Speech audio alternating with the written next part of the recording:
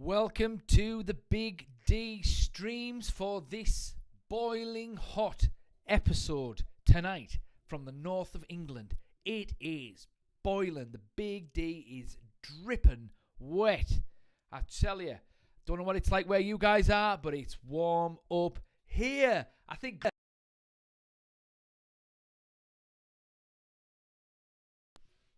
Welcome to the Big D streams. Here we go. I mean, I say this every time, but I fancy this is going to be a little quick one. But every time I say it's going to be a quick one, it lasts for about 45 minutes. Because once the Big D gets going, the Big D gets going, you know. Anyway, tonight, well, we're going to be talking about Mbeumo. That's the headline news so far. Tonight, after Manchester United have submitted a new bid for the Cameroonian. £65 million up front with 5 million add-ons. Well, we'll get into that in just a moment. Will Ruben Amorim finally get his firepower? We're also going to be talking about Rashford, Sancho, and can this signing be a revival for the morale of Manchester United? Because it's been a bit, I don't know. I mean, being a Man United fan at the moment and seeing Liverpool splash the cash on Florian Wirtz, and now that after Isaac or Ekitike and all that, and then Arsenal are spending loads of money as well, and Man City have spent a fortune as well. And then obviously Chelsea have just won the World Club Cup, so they're world champions now, and we're going to have to call them world champions for the next 4 years, which is really weird. But you know what? We're going to have a little talk about the World Club Cup as well, because the Big D has got something he wants to get off his chest on that front, so he's just going to make a little bit of a note here. Okay, but yeah, I mean, Bryan Mbeumo, 65 million with 5 million add-ons. Yeah, it's interesting, this particular signing, because I've got a sneaking suspicion that Mbeumo is going to be the last attacking signing that Man United sign this summer. Because,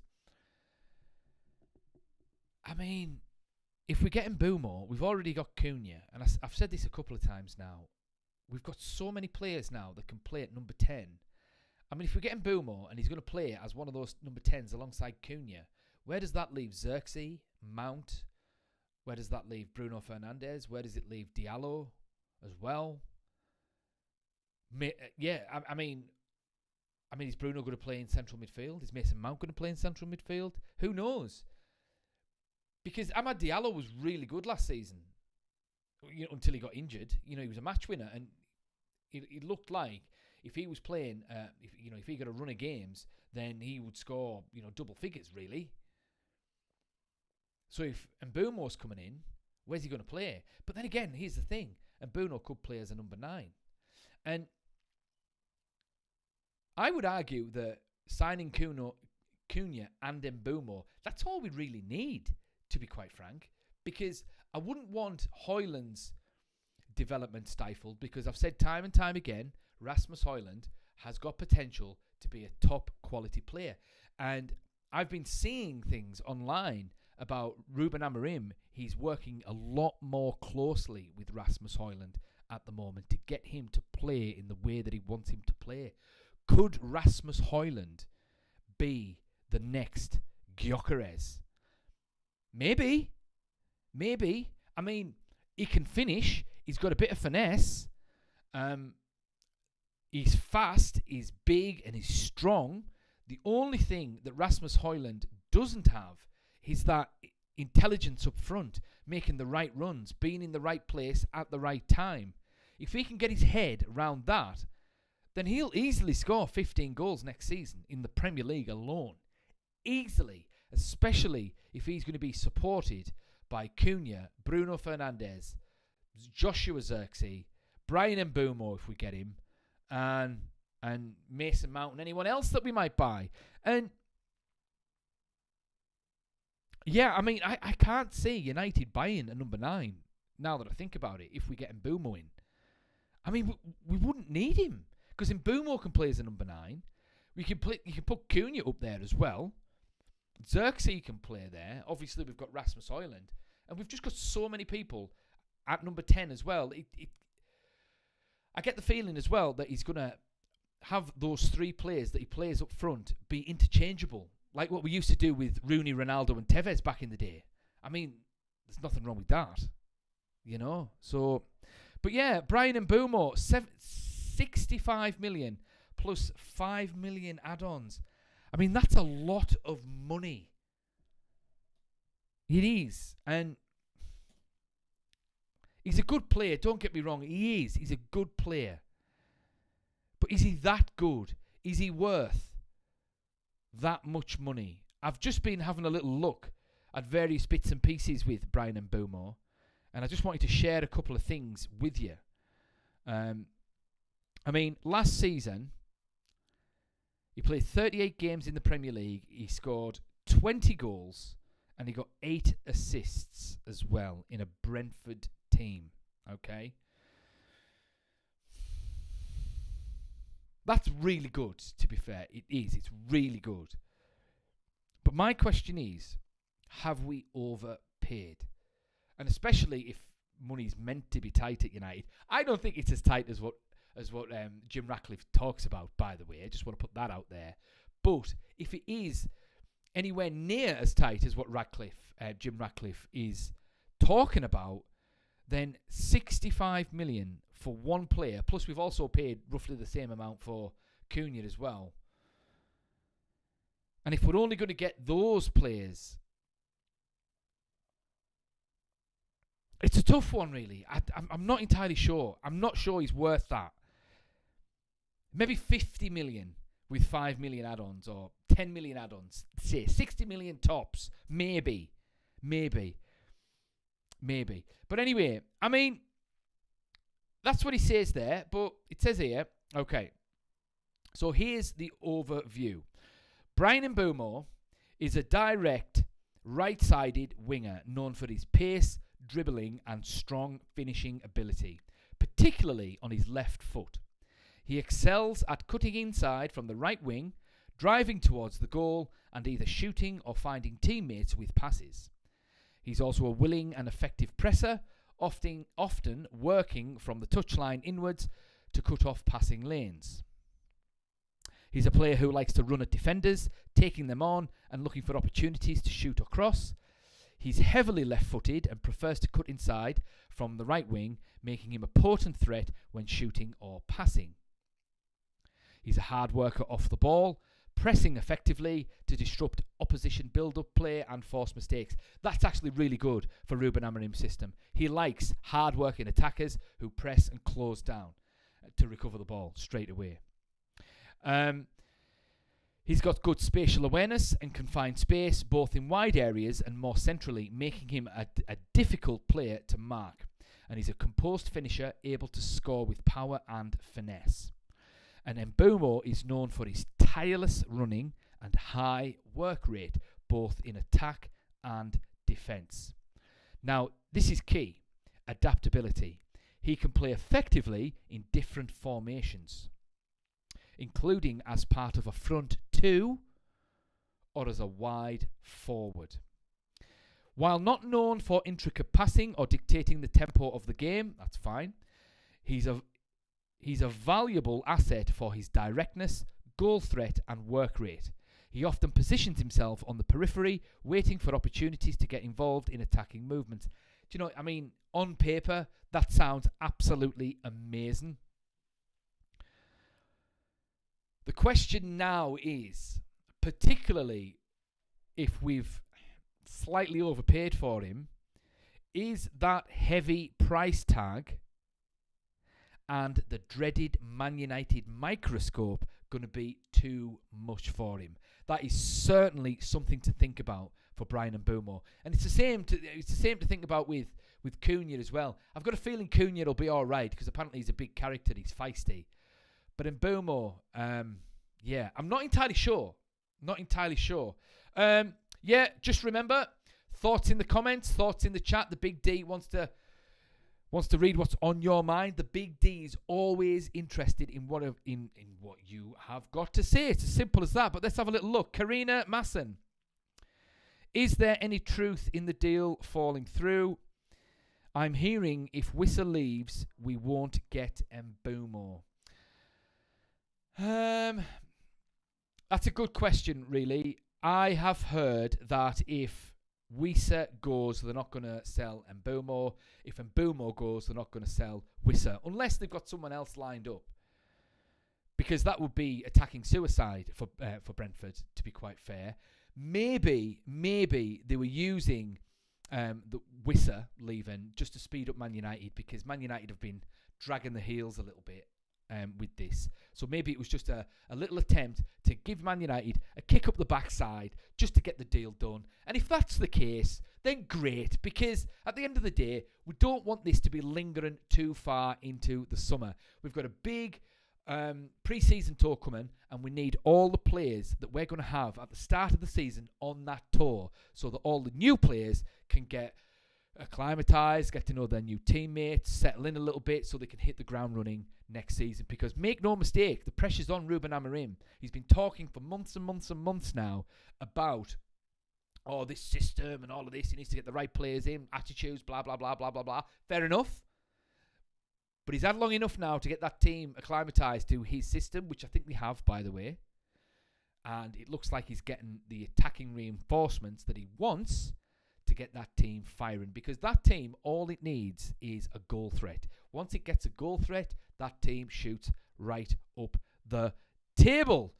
Yes, okay. So I hope that answers your question, Karina Mason. Thank you for the question.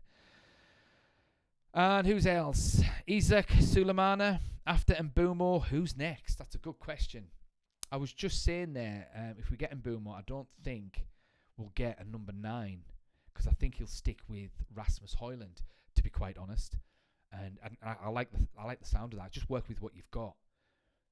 I mean, Rasmus Højlund's shown enough since he's signed that he's worth working on. He just needs a bit of confidence, and he needs to get his head in the game a little bit. And if he does that and he gets a bit more service, because in his defence as well, he's lacks service. And if Mbeumo and Cunha are going to be creative as well, which they are, then he'll get more service. And hopefully that'll calm Bruno Fernandes down a little bit, because when the team's doing badly, Bruno Fernandes tends to try and grab the game by the scruff of the neck and do everyone's job. And as much as we sort of respect and appreciate the fact that he's putting the effort in, he needs to manage his game playing a little bit more effectively, does Bruno. So that's that. But if we get him in, I mean, I'm not entirely sure who's next. This all depends on who leaves, really, because we need to get rid of Rashford, we need to get rid of Anthony, we need to get rid of Sancho, we need to get rid of Garnacho. If we get rid of all of them and we get reasonable money for all of them, then we could buy some more players. I don't think the team needs a lot to drastically improve next season. We just need firepower, really. That's the main thing that we need. And it looks like we're getting that. We've already got it with Cunha, and we're getting Mbeumo in, and then Rasmus starts scoring, and then we're golden up front. So with just those two players, I think we could challenge for top 4, no problem. No problem. But the aim is to win the league, obviously. That's the aim. Now, to win the league, we need a new goalkeeper. Not only do we need Mbeumo and Cunha, but we need a new goalkeeper, and Onana's is just not good enough. So it depends on that front. So it depends on who leaves, really. But I'm not sure we'll get a number 9 now. The more and more that I think about it, and the more we've left this Mbeumo deal to go, I'm not sure we're going to get that number 9, nor would we need it at that point. But who's next? I'm not sure. Who would I like to see? I would like United to be able to go out and get a new goalkeeper straight away. And for us to compete for the league, get Mbeumo in, get a new goalkeeper, and maybe, just maybe, get another wing back. And then we'll have Kobe, Bruno, Casemiro and Ugarte fighting it out in the centre of midfield. So I think everywhere else is fine, really. So who's next? Not entirely sure. Nishafan, the Mbeumo deal isn't happening. It's obvious at this point. Moreover, Brentford is selling his 25-26, I'm assuming, jersey right now. It's in stock. That's a good point. That's a good point, Nishafan. Nishfan. It's a good point. I mean, I'm not sure that that's too relevant because guaranteed Man United are selling Rashford, Garnacho and Sancho and Anthony shirts somewhere in the world. Particularly Rashford and Garnacho. I'm sure they've got those in the United Megastore, and I'm sure online they still sell some of them as well. So I don't know. I don't think Man United are going to pay any more than what they've offered. If Brentford don't take that deal now, then either Man United are going to walk away, or Mbeumo, who's made it expressly clear that he wants to sign for Man United, he's going to have to put a transfer request in and push the deal through. And to be fair, Brentford should take the money, because the money that United have offered now, that is what he's worth maximum. That's the maximum what he's worth. But the thing is, Man United they're not in a very good position, in negotiations, really. Everyone knows that Man United are desperate for goals, and they also know that United are desperate to sell a bunch of players as well. So that's probably one of the reasons why we haven't gotten rid of like Rashford, Sancho, Garnacho, Anthony and Malacia as well. Because, they're trying to sort of bring the price down in terms of those selling players. But Brentford obviously are trying to sort of up the price as well, get as much out of United as possible. But it is what it is.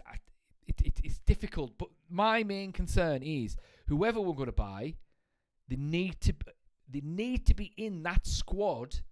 They need to be in the squad before the pre-season tour in, what is it, the USA? Wherever it is. Niche fan. I'm actually confident that Glinios never actually intended to buy him in the first place. They are more interested in making sure people don't use too much bog roll at Carrington. Yeah. Yeah, you make a point.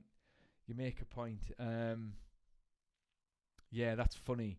I think it's been a bit like this at United for a while now. I think they're just trying to play Moneyball. I don't know if you've seen that film, Moneyball, where they sign a big name from the film Moneyball with Brad Pitt, by the way. And this is where all this sort of tiki-taka kind of XG and all these stats come from. The idea behind this baseball concept. And there was a scene where the team that Brad Pitt manages, they signed this big name player from the New York Yankees, right? And he's not the player that he used to be, but they're paying him decent money, and he's used to being this star baseball player, right? And he comes to this small team, right? And he has to pay for soda, he says. And he sat there complaining to the other star that's in it. I can't remember his name, the guy from Superbad. And he's saying, I can't believe I have to pay for soda. What's going on? I've never seen that before. That kind of thing. And it seems to be a little bit like this. And didn't Zlatan moan about this as well at some point? Or maybe I'm confusing the two things. Who knows? But yeah, I take your point, Niche fan. I take your point. And thank you, Niche fan. You are welcome all the time. Thank you so much for the compliment. Lovely to hear from you. And if you've got any more questions, any more concerns, any more comments, to anyone, whoever's watching, thoughts in the chat. The Big D reads all of the chat. But yeah, is Mbeumo the right signing for Manchester United? I think he is. Yeah, I think he is. If he performs the way he's performed for Brentford, for United, then he will be a useful addition. I think we are slightly overpaying for him, but Man United have overpaid for players for a long, long time. But we get him in, and him and Diallo can fight it out for one of those number 10 positions. Cunha's in the other, fighting it out with Bruno. unless Bruno plays in central midfield. And then I think there's enough goals in the team from there. Plus, we'll have a pre-season of fine-tuning this particular formation. So, yeah. Will Ruben Amorim finally get his firepower? That's a good question. I think I've answered that. Now, here we go. So, Rashford and Sancho. This is a strange one. It really is. Now, the situation with Sancho at the moment, from what I've just read, is Sancho, Juventus want him. The Bayern's Conceição, who they've had on loan all season, and they want Sancho and Conceição on the wings next season at Juventus. But they're doing the deal for Conceição first, and then I think they're going to be focusing on the deal for Sancho. It's a bit tricky for Juventus as well, because they're in a similar situation to United. You know, they can't really spend a lot of money until they get players off the books, one of which is Vlahovic, and I've made my thoughts perfectly clear with Vlahovic. I want him at United, so I would happily swap Sancho for him. Now, it also looks that United don't need to sell to get Mbeumo in, but if we're going to get anyone else in, we will need to sell. Unless they've got the Sancho deal sorted, we just don't know about it, and because of that, that's why we've upped the bid for Mbeumo. Who knows? Because there's a lot of things under wraps, and there's a lot of things that we'll probably never know. Like this situation where United buy a player and they pay the signing fee, 80 million, whatever it is. They pay it over the course of the player's contract. I didn't know that until about 12 months ago. Less than 12 months ago, in fact. So, point being is, there's all kinds of things going on behind the scenes that we just don't know about. But it looks like Juventus want Sancho. They want him on the wing. And it's just a case of getting the Conceição deal sorted first. And then they're going to focus on Sancho. Niche fan, but with respect, we are talking like the deal is done, which it isn't. Also, Sancho is going to demand insane wages from Juve, which they won't pay.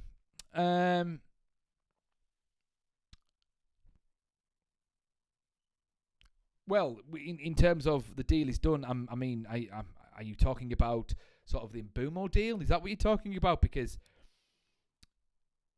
I don't think the deal is done with Mbeumo. I think United have put a bid in, and I think that's going to be the final bid. I don't think they're going to pay any more than what they've offered, and it's just a question of whether Brentford are going to accept it or not.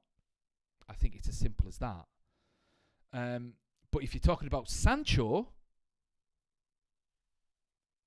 well, no, it's not. Of course not. It's not. But I do know that they want him. That's what I've been reading. They want him. They want Conceição and Sancho on the wings. In terms of the wages, yeah, maybe you're right. But the thing is with Sancho hasn't done anything in about 4 years. So he can't demand the same wages at Juventus as he could at Manchester United, because as much as Man United is on its backside at the moment, Juventus are even worse. So him going to Juventus, he can't realistically ask for £300,000 per week. He can't. There's nowhere in world football that's going to pay Jadon Sancho £300,000 off of the past 3 years that he's done. I mean, he's done well at Dortmund, but he's already proven that when he goes to a big club, he doesn't perform. And don't forget, Serie A is not it's not the league that it used to be. It doesn't pay the big wages anymore, unless you are an absolutely established icon, right, of football, which he isn't. So he'll be lucky if he can get anywhere close to £200,000 a week at Juventus. He'll be lucky. But hey, 200 grand a week for kicking a ball. That's insane. I would take 10 grand a week to kick a football. I'm telling you. So maybe if, I don't know, Juventus offered him 150 grand a week, say, But for the first year, Man United supplement that with 100 grand a week just to top him up, just to get him off the books. Maybe something like that might work. Maybe they'll sort of do some sort of financial gymnastics or something like that. Either way, we need to get rid of him. We need to get him off the books as much as possible, and we need to get a transfer fee in for him, whether it's 25 million. 25 million for Jadon Sancho. 25 million. We paid a fortune for him. He was meant to be the next big winger. I mean, I'm not even going to stick up for him. He should have done a lot better. He should have put more effort in. He really should have done. But also, as well, what is also important to sort of recognise is that Juventus are also inquiring about Rashford. So, I think Rashford could realistically ask for more wages because at least Rashford has performed, has shown that he can do it in the Premier League. But I'm led to believe that Juventus are after Muani. That's who they want. But again, it all depends on if they get Vlahovic off their books. But that's the situation at the moment. Juventus want Sancho. They've inquired about Rashford. And if we get rid of those players and we free up some cash per week and we get a transfer fee in for them both, then that might free us up to get maybe one or two other players in as well. Let's have a little look. Ha ha ha. Said something in Thai, I think. I'm sorry, mate. I don't have Google Translate ready to go, so I can't answer that question or respond to what you've said. But thank you from it. Thank you for it, rather. Niche fan, very chatty tonight. This is great. I like to talk. Niche fan, yes, the Mbeumo deal. Good, good. Is it possible we could ship him off to Saudi? No.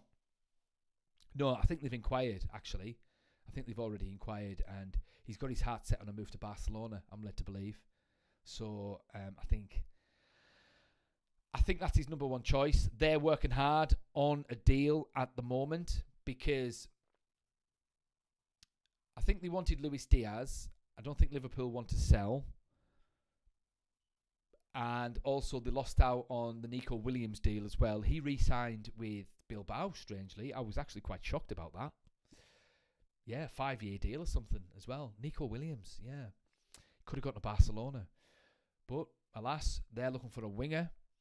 And I think their main priority now, Barcelona's, is Marcus Rashford. Now, the good thing about him going to Barcelona is Barcelona can afford to give him a half-decent wage. Plus, he wants to go to Barcelona. So, they can maybe come to some kind of arrangement where maybe he's getting 150 grand a week plus, like, some really good goal and assist bonuses and appearance bonuses so that it forces him to put the effort in and to make the most of his time when he gets games, because I'm not sure how much game time he's going to get if and when he goes to Barcelona, because Rafinha was fantastic last season. He was amazing. He hit Messi numbers. In fact, let's have a little look. Let's have a little look now. So Rafinha stats. Rafinha, here we go. Brazilian footballer. That's the World Cup qualifiers. So, no, don't want to do that. Rafinha, 24, 25. Stats, here we go. So last season, Rafinha, wow, he got 34 goals and 25 assists in all competitions. And he played 57 games. So in 57 games, he got 59 goal involvements. That's Messi numbers. That's early Messi numbers, that.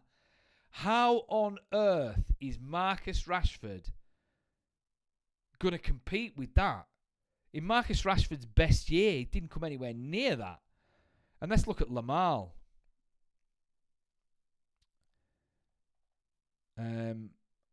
Okay.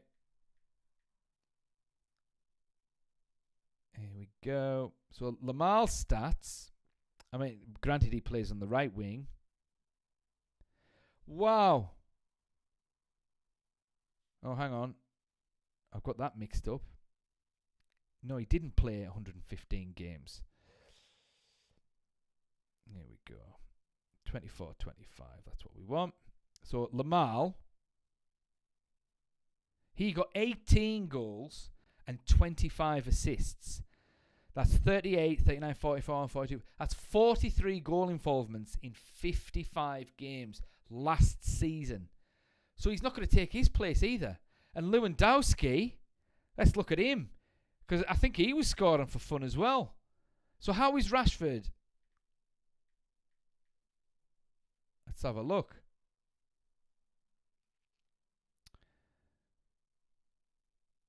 So Lewandowski scored 42 goals in 52 games up front. There's just no way Marcus Rashford's going to compete with that. There's no way. So, anyway, if he wants to go, fair enough. And if he wants to test himself there, fair enough. And, maybe it's the making of him. And maybe he'll just suit, Spanish football. And maybe he'll go there. Rafinha gets injured. Marcus Rashford plays. And he starts bagging them in and scoring and getting assists. Who knows? You never know. Football is a funny game because who would have thought Rafinha would have been that good going to Barcelona? So he could do it. But the point I'm making is, as it stands, Marcus Rashford wants to go to Barcelona, but he's only going to go to Barcelona at this point as someone that's going to compete for places. He's not going there to start. So he cannot justify asking for €300,000 or pounds per week from Barcelona. So that's a good thing for Manchester United. That's a good thing because it'll make the deal smoother, potentially, right? And plus we might get, a decent upfront fee for him. I think we want something like 40 million or something like that. Let's see if we've got any questions. What we got here. Let's offer them a buy one, get one free deal. Yeah, we could try that, niche fan. We could. Bang, bang, Pat for life. We need to start doing our business. Have had enough of this. We need to get all business done. I agree, bang, bang. Bang, bang, Pat for life. That's an interesting name. I'll be interested to hear the origin story for that one, bang, bang. But yeah, I agree. We need to get people in. It needs to be sorted before we get to the pre-season tour of the USA or wherever it is we're going. Niche fan, exactly. Rashford is nowhere near those stats and nowhere near the player Rafinha is. In saying that Rashford was valued at 90 million 3 years ago. And no, 90 million. Now he's basically worth sod all. Yeah, I agree. But it's weird how football changes, isn't it? Because I wouldn't be surprised if he goes out there and becomes a world beater again and he's worth 100 million in 18 months' time. I wouldn't be surprised. I really wouldn't. But such is football. But there was a point where Rashford was actually worth 90 million. And I used to really like Marcus Rashford. I did. But unfortunately, the thing is with Marcus Rashford, I think all that's happened there is basically he's just had enough of the rebuilds. I mean, he's had a Louis van Gaal rebuild. He's had a Jose Mourinho rebuild. He's had an Ole Gunnar Solskjaer rebuild. He's had a Ralph Rangnick rebuild. He's had a Erik ten Hag rebuild, and now he's had a Ruben Amorim rebuild. He's had 6 rebuilds, and he's just probably thought, you know what, sod this. I've had enough. I'm 27 now. I want to test myself elsewhere. I want to win things. I want fresh climbs because it's been chaos at Manchester United ever since the boss left. So I don't blame him. Anyway, final thing. I want to finish on the World Club Cup. Remember, before I finish on the World Club Cup, any thoughts, put it in the chat. Any questions, comments, observations, put it in the chat. The Big D reads all of the chat and he's always interested in what is on your mind. Anyway, Club World Cup. I think the Club World Cup is a really interesting idea. I think it's about time FIFA done something like this. I think it will rival the Champions League for prestige eventually. I don't think it has achieved that yet, but it will, because it's basically the same money as the Champions League now. So what I think it needs to do, I don't like this notion of it being every 4 years, because like football clubs, a lot can happen with them in a 4-year period. I mean, look at Man United.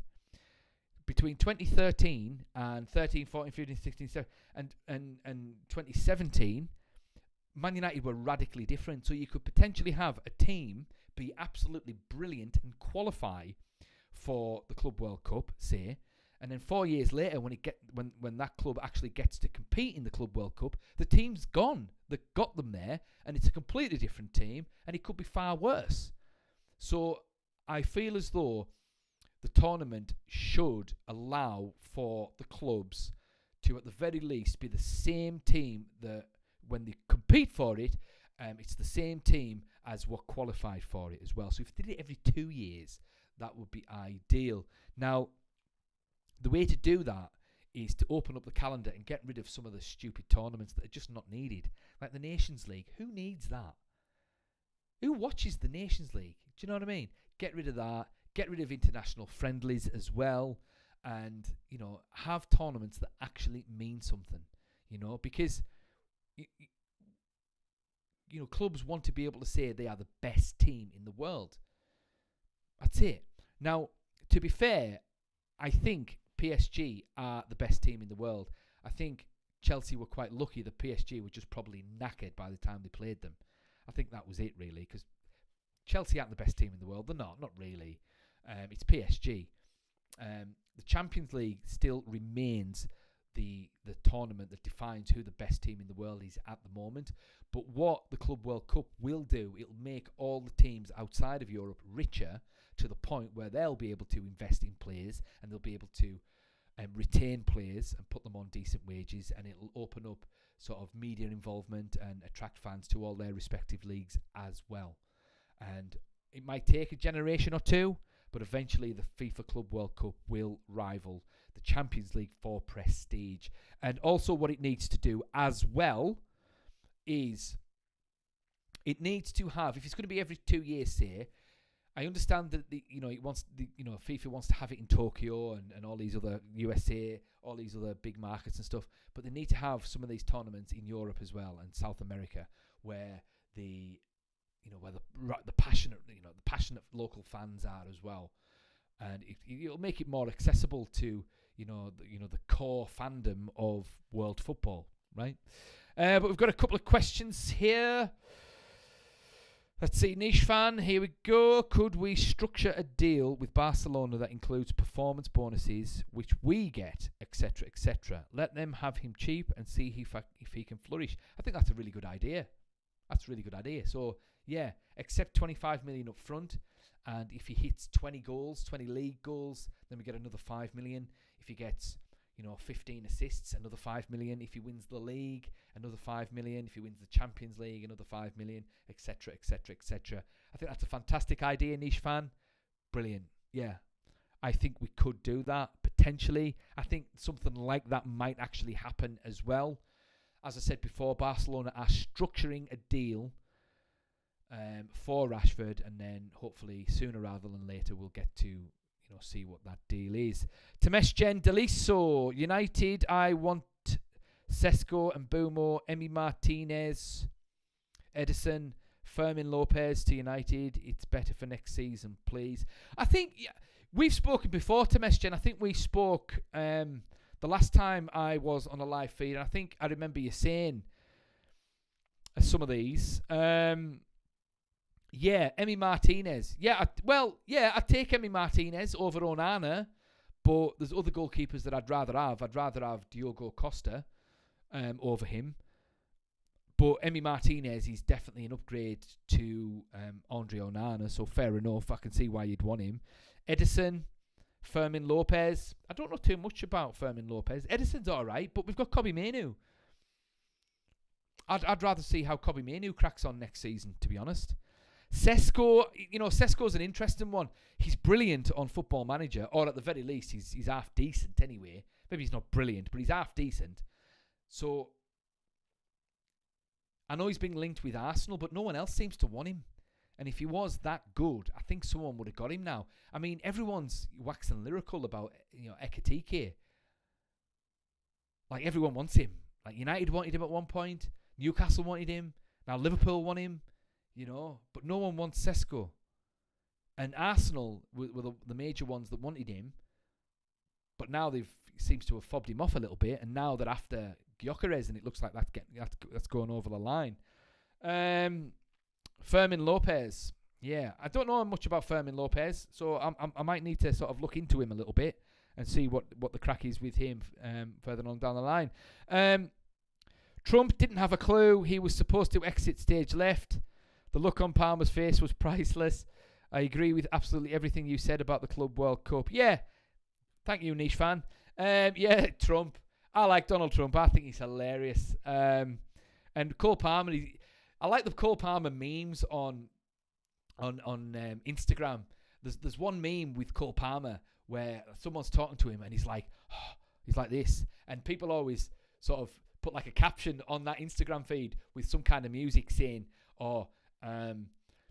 your girlfriend's just been seen talking to someone in the club or something like that, up against that little bit of Cole Palmer going, his expressions are absolutely hilarious. So yeah, I agree with that on Cole Palmer. He's really funny. But Donald Trump, you know what he's like. He's the center of. He likes to get to the center of everything when it comes to TV and exposure and all of that kind of thing.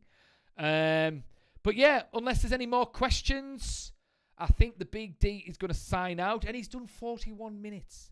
Every time I say it's only going to be 10 or 20 minutes on these streams, I end up just talking and talking and talking and talking and talking. But to be fair, the questions from Temesgen, Niche Fan, and others, Karina, Issachar, Suleimana as well, they've been really, really good questions. And so, but yeah, the Big D has really enjoyed tonight. The Big D is, he's thirsty and he's hungry. He wants his tea. He's been out training and he's come back. He's sweating cobs. It's absolutely boiling hot here in the north of England. And so I need to go and cool down, and I need to get something to eat. And then I might stick a film on and relax. But thank you so much for the people who have chatted. Niche Fan, last thing. The Nations Club and international friendlies are pointless, like you said. Yes, I agree. Thank you so much for everyone that contributed to the chat tonight. It's really nice talking to you. I really enjoy talking to my fans of the channel. I'm always interested in what is on your mind. Good, bad, ugly, always put it in the chat. Keep an eye out for my shorts. Keep an eye out for my commentary videos as well. I've got a huge backlog of all kinds of good content there. Clips from the overlap with me commentating on it, and clips from Ferdinand's show and all of this, and all the controversy of Roy Keane kicking off against Bruno Fernandes and all good things like that. Yeah, have a look at that.